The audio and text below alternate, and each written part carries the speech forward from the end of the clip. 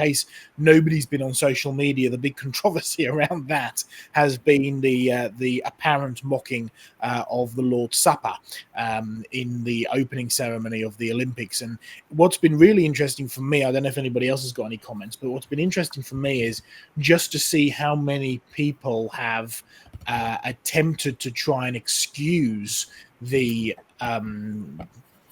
I was about to say the French. I mean, the opening, the organisers behind the opening committee, but also just seeing how fast and how quickly the organisers have backpedaled, because there's no doubt about it. There is an awful lot of paganism mixed up in it. I mean, this is the Olympics after all, right? The pagan Greek festival, effectively. So there was certainly a lot of pagan god elements in it. There's no doubt about it. But what's interesting, if you look at some of the original information that came out about it, one of the original organizers mentioned it being a parody of the Lord's Supper. You have the original title, which was a new take on the Lord's Supper. All of this kind of stuff has been deleted, including one of the lead actors, I suppose we could call them, who portrayed the Christ-like figure in the portrayal of the Lord's Supper. She actually posted on her Instagram, I believe it was, or some social media, effectively, rewriting the New Testament, which was later deleted.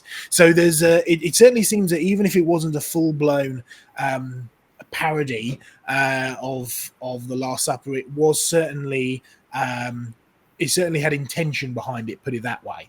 And so it's interesting just to see how much backlash they've had, and that therefore how quickly they've had to backpedal from it was nothing to do with that, it was just to do with pagan festivals and nothing else. It does make you wonder, though, that if they'd have made a mockery of Muhammad or Islam, just how on fire would Paris be right now? Quite a lot, I suspect. So anyway, any comments? You brought up a point here that relates to both of those Olympic items about the female boxer or this. Our standard, and we make no apologies to this, is what does the Bible say about the Lord's Supper? What does the Bible say about the creation of sex?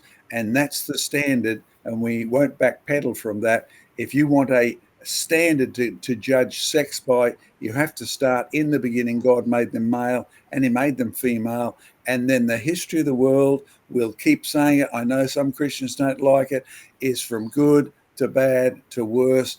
Whether it's sex or morality, you leave God out of your knowledge, and the Bible is emphatic. God hands you over to foolishness, and as much as you'll be criticized, you may try to backpedal, but you won't hide from the God who knew the intentions of your heart, whether it was boxing or whether it's parodying his death, his Last Supper, his celebration of life and death for us as a payment for sin. So that's our standard, and we don't backpedal from it.